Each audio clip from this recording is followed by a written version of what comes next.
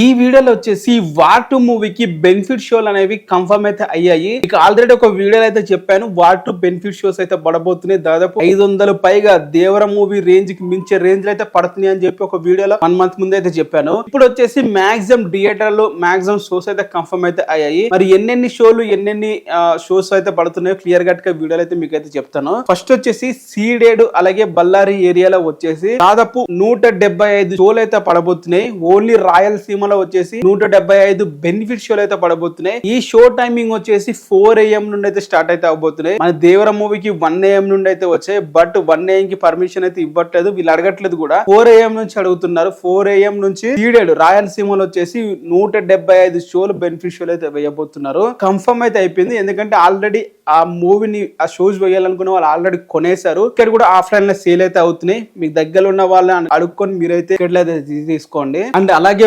ఉత్తరాంధ్ర అంటే వైజాగ్ అండ్ ఏరియాలో వచ్చేసి శ్రీకాకుళం, ఈ ఏరియాలో వచ్చేసి దాదాపు 50 బెనిఫిట్ షోలు అయితే వేయబోతున్నారు, అయితే వేస్తున్నారు.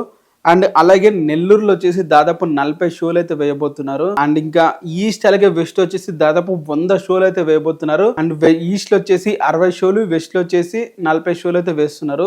క్లియర్ కట్ గా వాళ్ళైతే దేవరకు మించి రేంజ్ లో ఒక ఏరియాలో బెనిఫిట్ షోలు అయితే పడబోతున్నాయి. అండ్ అలాగే గుంటూరు కృష్ణలో వచ్చేసి దాదాపు 100కు పైగా షోలు అయితే పడబోతున్నాయి, గుంటూరు అలాగే కృష్ణ. సో ఈ విధంగా టోటల్ చూసుకుంటే దాదాపు 485 షోలు అయితే పడబోతున్నాయి. ఇంకా ఈ తెలంగాణ కూడా యాడ్ అయితే దాదాపు 500 పైగానే ఉంటాయనే చెప్పాలి. మరి అఫీషియల్ గా ఈ రోజు గవర్నమెంట్ జీవో అయితే ఇస్తుంది. దాన్ని బట్టి తర్వాత మనకైతే ఏపీ గవర్నమెంట్ అనేది జీవో అయితే ఇవ్వాలి. వీటికి మాక్సిమం కన్ఫర్మ్ అయితే అయిపోయాయి. అంటే బెనిఫిట్ షోలు అనేవి టికెట్ రైట్స్ సంబంధం లేకుండా వాళ్ళు ఇష్టం వచ్చిన ప్రైస్ అయితే పెట్టుకుంటారు. ఎందుకంటే ఒక డిస్ట్రిబ్యూటర్ అనేది పర్సన్ కి అమ్మేస్తారు కాబట్టి ఆ మూవీని వాళ్ళు ఎంతైనా టికెట్ రేట్ పెట్టుకుని వాళ్ళైతే మూవీని అయితే పే అయితే చేస్తారు. అండ్ ఎందుకంటే నేను ఒక మూవీని కొనుక్కున్నా, ఆ మూవీ ఎంత టికెట్ రేట్ పెట్టి అమ్ముకోవాలనేది నా నిర్ణయం పైన ఉంటుంది. స్పెషల్ గా ప్రతి ఒక్క షోకి కూడా నాకు అంతే టికెట్ రావాలంటే గవర్నమెంట్ కి పర్మిషన్ అడుకోవాలి. నేను ఒక్క షోకి నేను ఇంత రేట్ పెట్టుకొని అమ్ముకుంటా అంటే వాటి అవసరం లేదు పర్మిషన్. సో ఇవి బెనిఫిట్ షోలు, ఈ స్పెషల్ షోలు అయితే కన్ఫర్మ్ అయితే అయిపోయి దాదాపు 480 షోలు ఓన్లీ ఆంధ్రప్రదేశ్ లోనే పడుతున్నాయి. సో